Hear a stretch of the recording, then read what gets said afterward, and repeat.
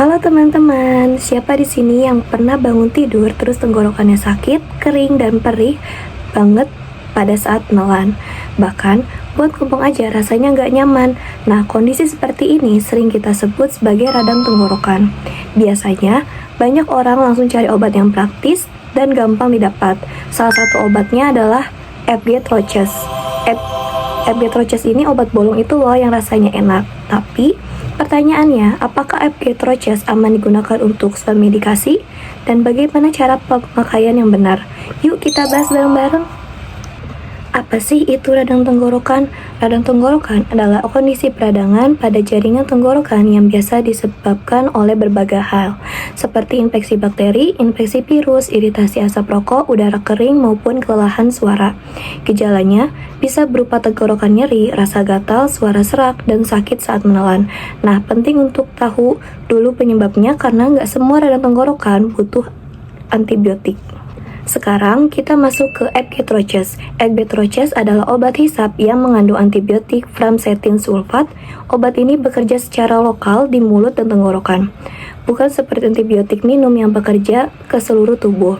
Karena bentuknya tablet hisap, FG Troches ini dirancang untuk larut perlahan di dalam mulut, sehingga zat aktifnya bisa langsung bekerja di area yang mengalami infeksi. Kapan sih FG Troches boleh digunakan? FG Troches boleh digunakan sebagai suatu medikasi jika radang tenggorokan masih ringan dan diduga disebabkan oleh bakteri. Misalnya, tenggorokan terasa nyeri dan merah, tidak disertai demam tinggi, tidak ada gejala berat seperti sesak napas. Kalau radang tenggorokan disebabkan oleh virus seperti flu atau pilek biasa, penggunaan FG Troches tidak akan efektif karena antibiotik tidak bisa membunuh virus. Selanjutnya, cara penggunaan FG Troches yang benar itu sebenarnya bagian yang sering salah itu cara pakai FG Troches itu bukan dikunyah, tetapi harus dihisap perlahan sampai larut di mulut. Dosis yang biasa digunakan adalah sampai 3-4 kali sehari sesuai aturan pakai pada kemasan. Setelah menghisap FG Troches, hindari makan dan minum selama sekitar 30 menit supaya obatnya bisa bekerja dengan optimal di tenggorokan.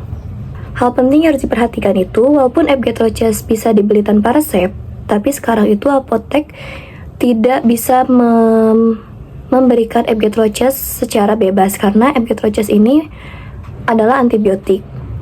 Dan antibiotik itu harus penggunaannya dengan bijak. Penggunaan antibiotik yang tidak tepat bisa menyebabkan resistensi antibiotik, yaitu kondisi di mana bakteri menjadi kebal terhadap antibiotik.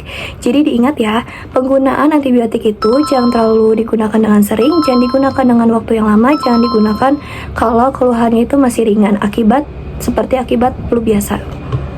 Efek samping yang mungkin terjadi pada FG Troches ini seperti rasa tidak nyaman di mulut ataupun bisa mengalami iritasi ringan.